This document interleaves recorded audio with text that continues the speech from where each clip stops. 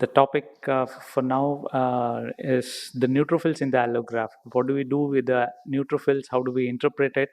Already the stage has been set for how do we categorize the assessment of the allograft tissue. So if we look at the rejection point of view, the antibody-mediated rejection is one of the dreadful event in the transplant physician's management scenario. In the antibody-mediated rejection, it's the microvascular injury which has a pivotal histologic finding that would give us more information as to how bad is the microvascular injury at the endothelial aspect. So if we look at this, uh, the chart, the recent ones,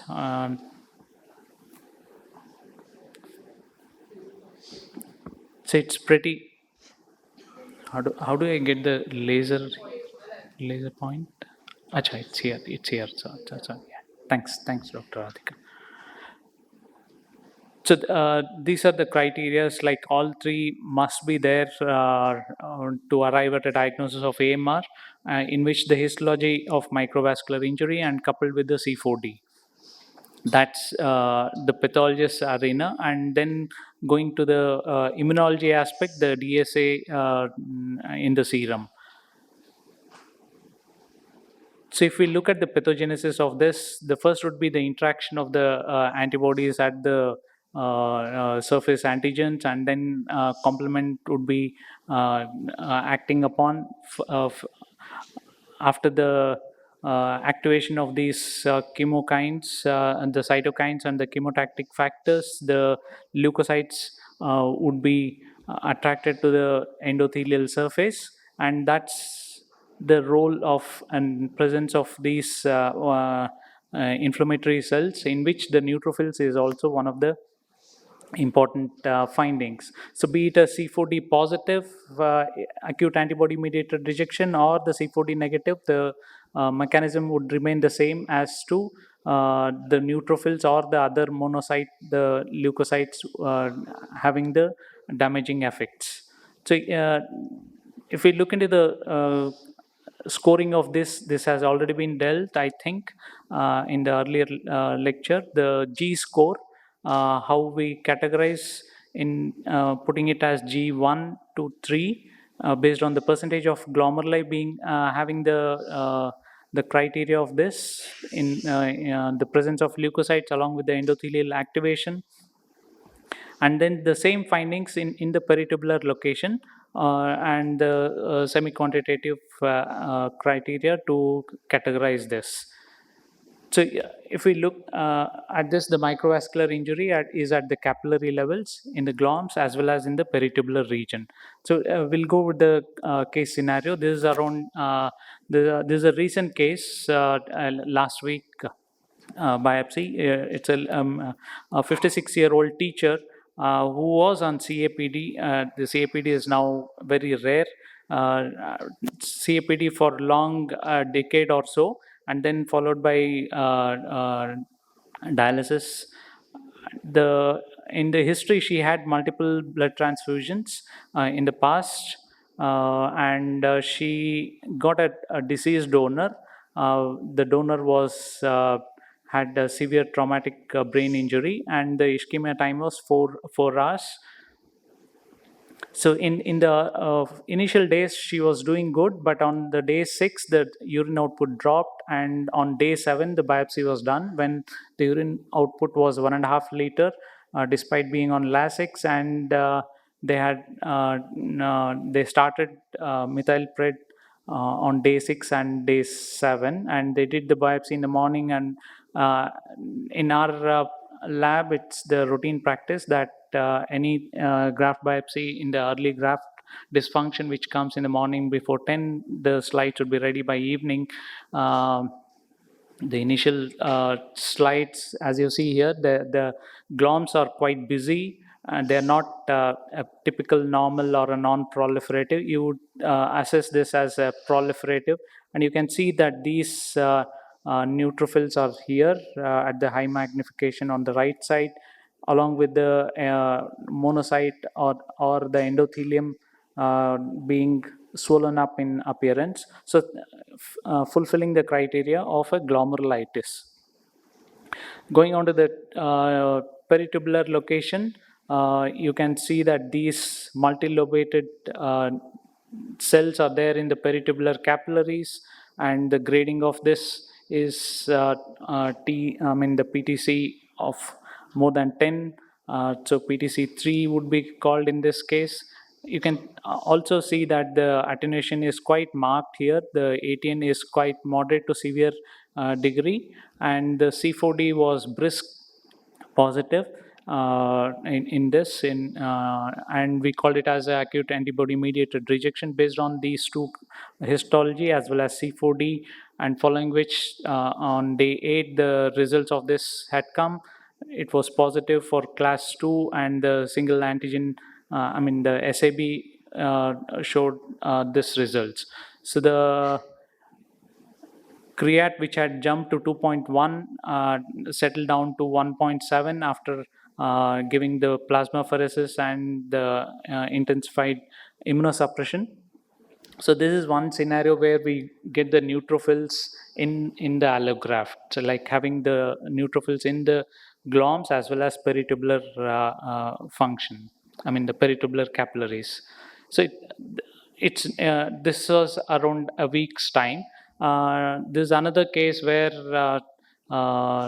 the antibody mediated rejection happened quite fast. It immediately after clamping, the color of the kidney turned almost bluish in color, and the biopsy was equally aggressive in terms of having the glomerulitis here, and you don't have to go for counting the number of neutrophils. These are glaring at us in the peritubular capillaries, and the C4D was positive to label this as a very hyperacute kind of a rejection. As the inference would be that this patient had a pre-existing antibodies. So the histology of MVI is not just limited to ABO compatible, it's the same in the ABO incompatible. This is one of the patient from B2O, and the graft dysfunction was noticed on day 6, and the biopsy was done on day 7. And you see here the fibrin getting deposited in the hilar region of this glomerulus, and the neutrophils which are present in most of the capillaries here. So this would suffice to call it as acute antibody mediated rejection before you have the ABO titers, and also the C4D. C4D is just an accommodation. In case of ABO, you don't get any diagnostic value in C4D. So this is another glom of the same patient having the neutrophils here, and even the vessel had shown very active endarteritis, which is spanning out the entire circumference of this. This is one of the biggest artery that could get in a core sample. This is a arcuate artery. So you can see the neutrophils along with the lymphocytes, which is invading the endothelial aspect and also going into the media in this region. As I said, this is just an accommodation, and one glom was spared in this this entire tissue. So this case is from a nephrectomy patient, where you can see the neutrophils along with the lymphocytes in a transmural endarteritis in a graft nephrectomy specimen. So neutrophils is not just limited only to the gloms and the PTCs, but definitely in a very severe rejection, it can even cause damage to the arteries as well. So even in the thrombotic microangiopathy, you get to see these neutrophils. The question would be whether to score these neutrophils in a setting of the same GLOM having the TMA. So in that case, the scoring should not be based on this, but in the other region where the fibrin, the TMA is not seen. That would give us a more true value of glomerulitis scoring. So even the neutrophils can be there in a chronic AMR. This just hints that it's an active phase of the AMR that is there in the setting of a chronic AMR. You can see the double contour of these capillary walls are there in almost all the caps here. Moving on to the second scenario, this transplant patient who has presented with fever and the urine has WBCs with a graft dysfunction, and the scanner view itself tells the story that most of these tubules are clogged with the multi-lobed cells, and on the high magnification you can make out that these are all the neutrophils and not the eosinophils. So eosinophils, you would get the eosinophil granules in the cytoplasm, but these are multilobated neutrophils here, and the oil immersion here to show that this the brush border is having the organism stuck to the brush border.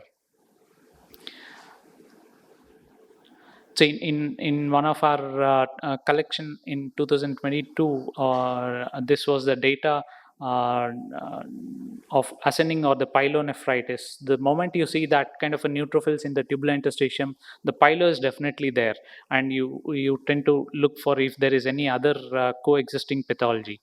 So this study had the duration of this pyelonephritis ranged from 3 post-op day till a year, and the urine culture had shown E. coli, Klebsiella, and Pseudomonas in 4 and no growth in 8. So that takes the credence of having a tissue diagnosis of pyelo. Clinically, they may not have the typical symptoms, and the urine culture may not be showing any growth. So there would be some instances where you would see the tubulitis and the neutrophils in the interstitium, as you can see here, and the tubulitis is undoubtedly seen. And these are the scenarios where you want to go ahead and do the SV40 stain to pick up those undiagnosed or morphologically difficult, what madam had shown earlier. In this case, the SV40 was negative, and it was labeled as borderline ACR along with the ascending infection. So allograft pyelonephritis is one of the second I would put in the neutrophils in allograft, where you would get the organisms. Most common is the E. coli, and usual time frame is the first 3 months. In the organisms as depicted in this paper is more commonly with the E. coli followed by Pseudomonas. Moving on to the third scenario, this is a lady with the NKD of anti-GBM crescentic glomerulonephritis, deceased donor, and the histology which was done. Okay, the post-transplant duration here is, it's not mentioned. It's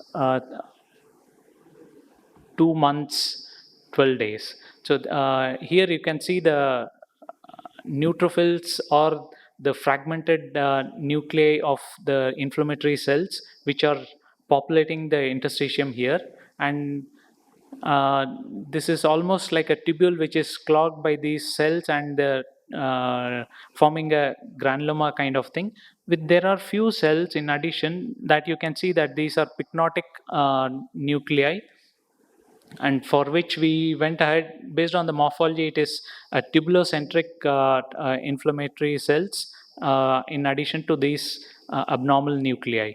So the immunohistochemistry for all the viral markers were done. The CMV and the SV40 was negative, and we had sent this to Dr. Anila to perform the IHC for adeno, as she had the control.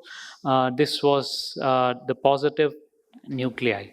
The adenovirus is one of the viral infection among the three in the allograft that would show the neutrophils in abundance. And they have the typical tubulocentric granulomatous inflammation along with the interstitial hemorrhage. Clinically, also, these patients present with hemorrhagic cystitis and hemorrhagic tubulointerstitial nephritis, even in the native cases also. So the IHE for adenovirus is diagnostic. If it is just organ limited, the prognosis is better, but if the systemic involvement has poorer prognosis. So this is just a chart to differentiate between the three viruses. I would not go deeper into this. The fourth is that of the fungal infection. So this patient was heavily treated for the earlier plasma cell rich ACR, and the moment we see this picture, we would get a feeling that this is a vascular kind of rejection, but close look of this would show these broad hyphae in this tissue, which are destroying almost all the tubular interstitium and the vessels also. Like here, you can see that the inflammatory cells, which are rich in neutrophils, which are seen at the periphery of these hyphae. The granulomatous reaction can also be seen in reaction to this fungal infection, and the vessel. This is from a graft nephrectomy case where you can see this vessel being invaded by these fungal hyphae, to be called as angioinvasive mucormycosis. Mucormycosis is based on the diameter of these hyphae and the angle at which it is branching, and the weaker staining on the PA slide. There's another case of spores of these candida, which is seen in a necrosed tissue. So rarely we come across this kind of a native disease coming up. As you can see at the low power magnification here, these are all the nodules which are inflamed badly, and at the high mag you can see that these are neutrophils. This patient is a diabetic and he had scalp infection. This is more likely to be a post-infectious of a IgA dominant glomerular nephritis. So there would be some bounces. So this is one such case. The 90 minutes post release of the clamp, the biopsy was taken, and you see that here the tubulointerstitium is looking normal, but the gloms are here inflamed. As you look at this, the peritubular capillaries do not have any changes, but in the gloms you can see that there is neutrophil in this. So this is a typical case of a reperfusion injury, and as madam reiterated, that close talk with the nephrologist is very important.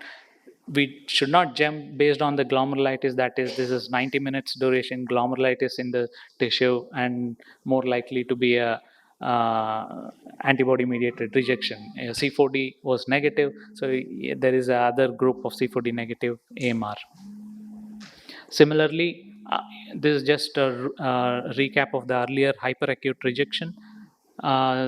This is just 2 days ago biopsy where the aberrant artery was the culprit here, and the biopsy core was taken from the infarcted portion. So you have this infarction which is bordered by these neutrophils. So we have to be very careful to conclude. The neutrophils in the allograft, it's more likely to be antibody mediated rejection, the infections in which bacterial dominates, and the reperfusion injury, rarely glomerular disease. we have to keep it in mind so that in your conversation, this should not be the case. So with that, I end my talk.